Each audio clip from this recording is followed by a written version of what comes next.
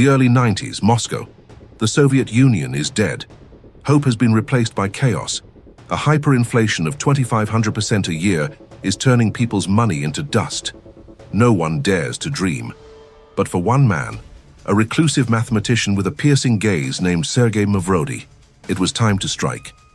In 1994, he launched MMM, promising returns of 1,000% a year.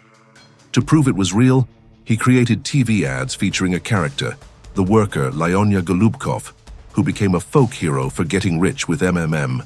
And to create an illusion of legitimacy, he paid out the first profits in cash, creating massive celebratory queues in front of his offices. The truth? It was just new investors' money paying off the old ones. But the nation believed. 10 million people sold everything. In July of '94, the government intervened, freezing the accounts. Panic exploded. When the scheme collapsed, Mavrodi's response was unbelievable. He went on television and announced that MMM tickets were now worth 100 times more. But it was too late. The damage, $1.5 billion. The nation was broken. But the story gets even more bizarre. From his jail cell, Mavrodi ran for parliament and won, gaining immunity. Years later, he not only rebooted the scam online using Bitcoin, racking up 40 million victims in his career, but he also produced a movie about himself, glorifying his own scams. The original architect, Charles Ponzi Mavrodi's audacity was unique, but the formula he used is a century-old plague. To understand the monster, we need to meet its creator. Boston, 1920. An Italian immigrant with a cheap suit and a glimmer in his eye named Charles Ponzi. He didn't have a media empire. He had a simple idea involving postal coupons. The promise, a 50% return in 45 days. The lie was so good, it said that in the beginning, even he believed it. He didn't just fool citizens, he fooled entire banks. When the house of cards fell, the man who raised the equivalent of $200 million today died poor and forgotten in Brazil. The ghost of Wall Street, Bernie Madoff. If Ponzi wrote the playbook, Bernie Madoff turned it into an art form. Madoff was Mavrodi's opposite, no TV ads. His weapon was silence, whispers, exclusivity. To get into his fund, you needed an invitation.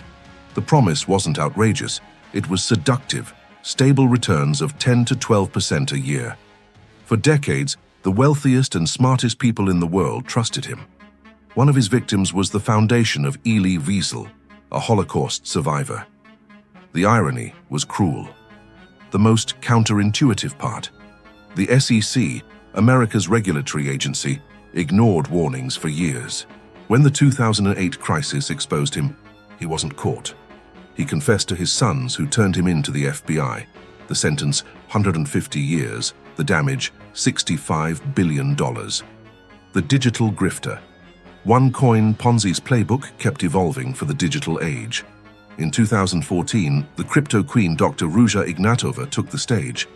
She promised OneCoin, a cryptocurrency that would supposedly kill Bitcoin. She used luxury seminars and a cult-like persona to raise $4 billion. The only problem? OneCoin had no actual blockchain. It was a Ponzi scheme with a high-tech facade. The twist?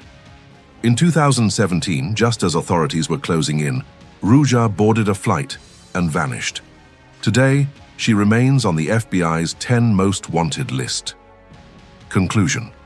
The original architect, the nation's savior, the ghost of Wall Street, the digital queen. In Brazil, Telex Free used tech as bait.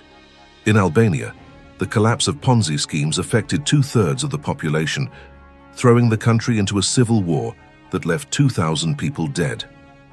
The faces change, the excuses change, but the mechanics are the same. The promise of easy money remains the oldest and most effective trick in the book, because it doesn't exploit a flaw in the market.